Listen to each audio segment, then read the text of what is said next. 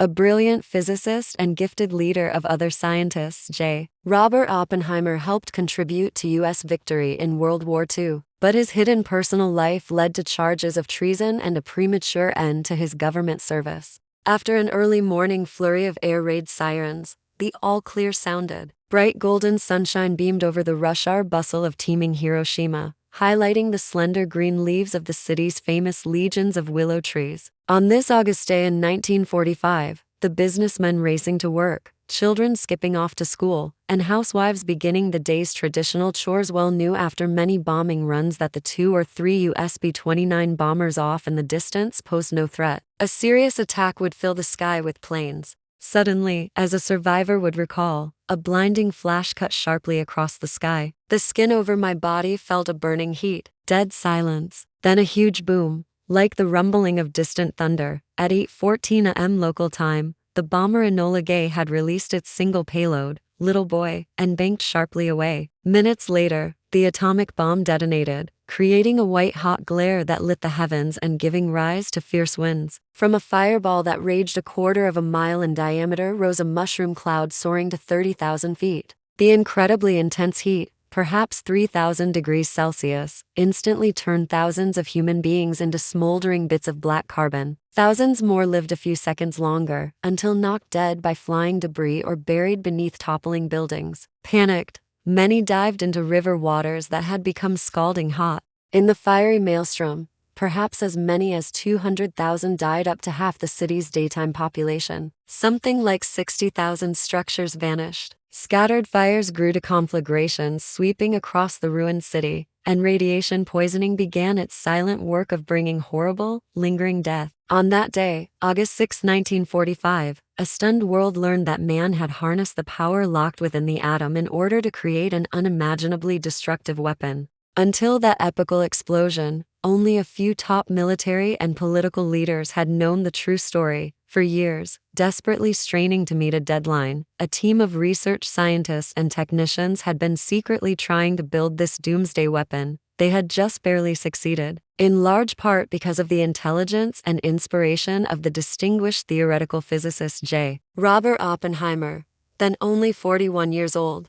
The prodigy, born in New York City to well-to-do parents of German-Jewish origin, Oppenheimer thrived in a family that respected art, music, and intellectual curiosity. He entered Harvard College in 1922 and earned his undergraduate degree summa cum laude in only 3 years, majoring in chemistry. For the next few years, the precocious young man traveled in Europe, where he worked with several physicists who were in the exciting forefront of investigating atomic phenomena in the light of new theories. Only a year out of college, Oppenheimer published a scientific paper that showed his complete understanding of the new methods. He soon developed, along with the famed Max Born, an essential part of the quantum theory known as the Born-Oppenheimer method. His remarkable PhD dissertation won him international fame in 1927. In 1929, the rising scientific star accepted positions at 2 of the several universities that vied for him. He would teach the spring term at the lively young California Institute of Technology in Pasadena, and fall and winter at the Berkeley campus of the University of California, where he would be the first professor to lecture on quantum mechanics. In fact, the erudite scientist would have to undergo a period of adjustment, gradually learning to pitch the level of his discussion to the capabilities of his bewildered students. In 1936, he fell in love with Jean Tatlock, a troubled and moody young woman whose passionate idealism had found an outlet in the Communist Party. Their stormy romance coincided with an unsettling time in the affairs of the world, from the grinding depression in the United States to the unnerving actions of dictators like Hitler, Mussolini, and Franco in Western Europe. Like many thoughtful people of the time, Oppenheimer investigated left-wing ideas as a possible solution, although he did not join the Communist Party, as did his younger brother, his sister-in-law, and many of his friends. His interest in politics, like his ability to read Sanskrit, was the natural result of his continual probing for concepts and information in many areas. By his own account, he was also deeply worried about the anti-Semitism in fascist Germany and Spain, and contributed as much as $1,000 a year of his annual $15,000 income to causes associated with communist groups. When he broke off his relationship with Tatlock after meeting Kitty Harrison, the woman who would become his wife in 1940, he also moved away from her circle of leftward-leaning friends. The United States learned in 1939 that Hitler's Germany, gearing up for cataclysmic war, had discovered nuclear fission. Oppenheimer and other experts immediately guessed that German experimenters would try to produce a controlled chain reaction that would make possible a bomb infinitely more destructive than any conventional explosive. Concerned scientists alerted President Franklin D. Roosevelt to the danger in a famous letter, after enlisting the support of the renowned scientific genius Albert Einstein, himself a refugee from the Nazi regime. Under the strictest secrecy, the president acted, authorizing the funding of projects aimed at the construction of the unproved weapon. Ironically, many leading scientists forced to flee from their home countries of Germany, Italy, and Hungary joined with American researchers to work in labs across the country. Some university teams explored the feasibility of building a nuclear reactor, while others tackled the problem of separating the uranium isotopes necessary for the release of energy in a chain reaction. It was not until early 1942 that Oppenheimer, who had become fascinated by the theoretical problems, was asked to organize the widely dispersed efforts. Expensive loonies, codenamed the Manhattan Project, the United States Army's top priority program to invent an atomic weapon, was headed by 46-year-old Colonel Leslie R. Groves, a heavy-set, tough-talking military professional. Groves, who would characterize the scientists at work in atomic energy as an expensive collection of loonies, recognized that Oppenheimer had the potential, heretofore untapped, for leading his disputatious colleagues in a high-pressure situation. The physicist suggested that all researchers be brought together at one lab at the obscure little town of Los Alamos, New Mexico, an area he knew well because he owned a ranch nearby. By March 1943, a boys' boarding school had been converted into a tightly guarded secret installation, with Oppenheimer as scientific director. Insisting that all information be freely exchanged among the isolated scientists, whose travel outside was severely restricted, Oppenheimer fostered an atmosphere of trust and mutual respect that yielded amazing progress.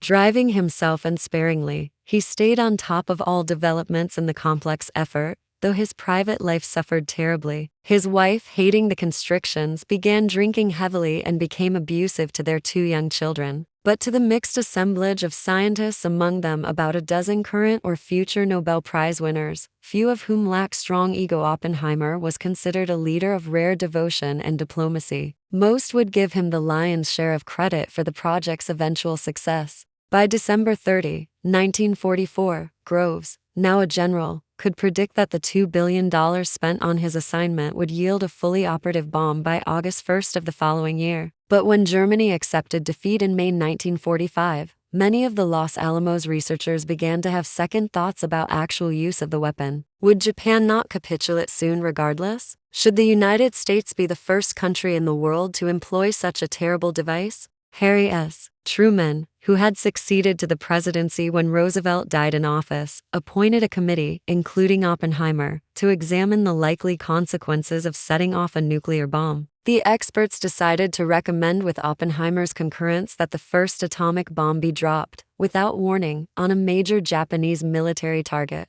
the destroyer of worlds. All of these concerns would be moot, of course, if the bomb did not work. The long-anticipated test of the world's first atomic weapon took place on July 16, 1945, some 50 miles from the U.S. Air Force Base at Alamogordo, New Mexico. The test device, called Fat Man for its bulbous shape, was attached to a steel tower erected on the desert plain. Precisely at 5:30 a.m., a remote-control detonator set off the bomb. With resounding roar, a huge violet, green, and orange fireball flamed over a mile-wide area. The earth shook from the chain reaction, and the tower dissolved into thin air. As a white pillar of smoke rose swiftly toward the heavens, it grew ever wider, forming an awesome mushroom shape about 7 miles above the ground. This first man-made nuclear explosion amazed and exhilarated scientific and military observers near the site. Some crowded around the director, shouting congratulations. But Oppenheimer was reminded of the Bhagavad Gita, an Indian epic poem, "I am become death, the destroyer of worlds." For the rest of his life, his satisfaction with the scientific coup was tempered by a profound sense of responsibility for the consequences. Scorpions in the bottle. 3 days after Little Boy hit Hiroshima, a twin of the original Fat Man was dropped on the town of Nagasaki. Japan surrendered unconditionally on August 15, its resolve shattered by this devastating new weapon. The invention of the atomic bomb was seen as the climax of the victory of the United States over its enemies in World War II, perhaps sparing the lives of 1 million soldiers who might otherwise have been killed in an invasion of the island nation.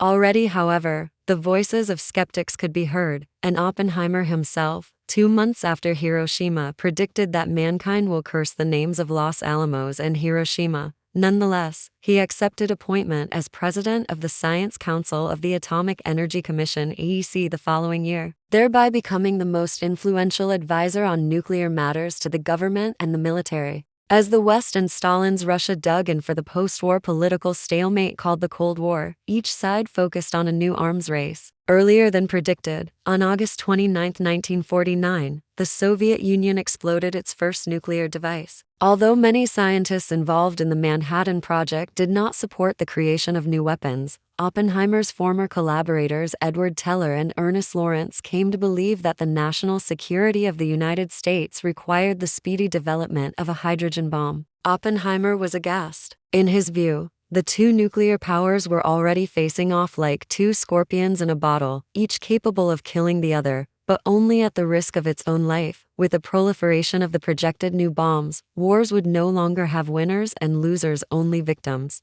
The so-called father of the atomic bomb announced publicly that he opposed the proposal to develop the superbomb. Always uneasy with Oppenheimer and apparently envious of his achievements, Teller campaigned to lead the new project, while suggesting that Oppenheimer no longer need be in the picture. He told FBI investigators that his rival's influence had kept researchers from work on the hydrogen bomb and revealed that the young Oppenheimer had suffered fits of severe depression. When President Truman agreed in 1950 to fund development of the superbomb, Teller could rest satisfied in his personal victory, but others, as it soon became clear, had been waiting for an opportunity to strike at Oppenheimer. Hysteria and disgrace. Could the Soviet Union have discovered how to build an atomic bomb without spying upon the U.S. efforts? Could there have been treason at Los Alamos? In 1954, FBI Director J. Edgar Hoover produced a report for the White House backing accusations that Oppenheimer was an espionage agent. President Eisenhower agreed to restrict the scientist's access to secret information while the AEC deliberated the charges.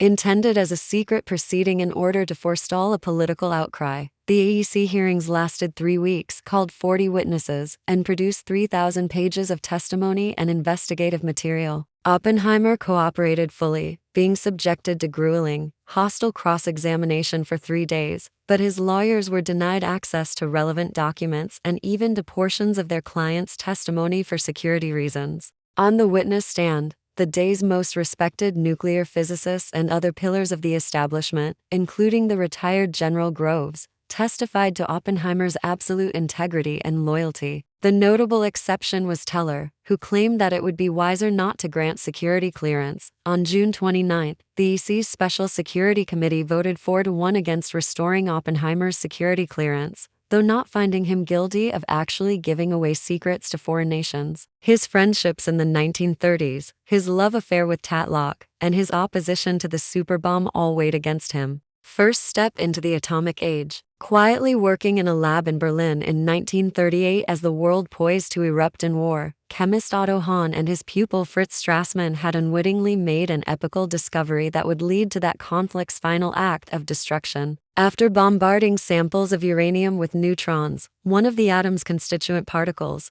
they found atoms of a different element, barium, within the uranium metal. According to what was then known, Hahn assumed that the barium was actually a form of radium, but finally had to go with the evidence before him. The bombardment of uranium somehow produced barium. Meanwhile, Hahn's colleague at the Kaiser Wilhelm Institute, Lise Meitner, who had never hidden her Jewish origins, was forced to escape from Germany as the Nazis began to enforce their racial laws. At this simple work table, Hahn and Strassmann succeeded in splitting a uranium atom, though at first they were unaware of what they had done. Settled at the new Nobel Institute in Stockholm, Sweden, Meitner recalled Hahn's strange findings and wrote him for confirmation. Discussing his data with her nephew, O.R. Frisch, Meitner began to suspect that Hahn had actually halved the uranium atom, which was more than twice the mass of a barium atom, into 2 atoms of barium. She and Frisch surmised that the bombarding neutron split the uranium atom in an action that would release a large amount of energy. Thus was nuclear fission, the chain reaction that makes possible atomic weaponry and peacetime uses, discovered.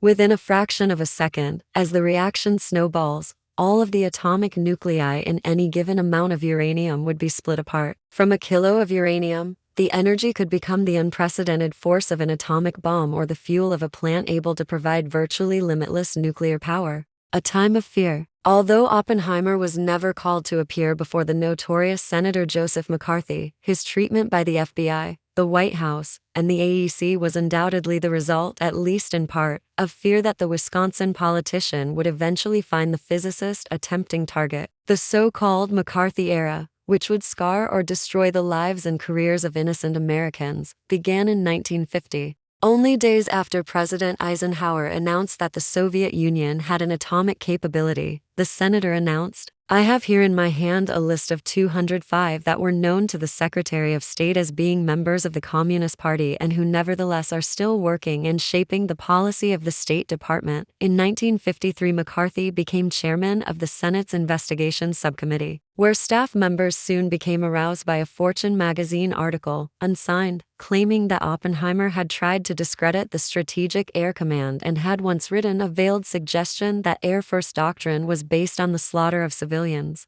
Before McCarthy made a move, however, he checked with FBI Director J. Edgar Hoover, who warned that this was not a case which should be prematurely gone into solely for the purpose of headlines. For the moment, the senator pledged cooperation and backed off, but Hoover and the next AEC chairman, Louis Strauss, knew that the publicity-seeking politician would not be stilled forever. Strauss had classified documents removed from Oppenheimer's files in Princeton, an act considered by some to be the first step in a surreptitious campaign leading to the AEC loyalty hearings on Oppenheimer in 1954.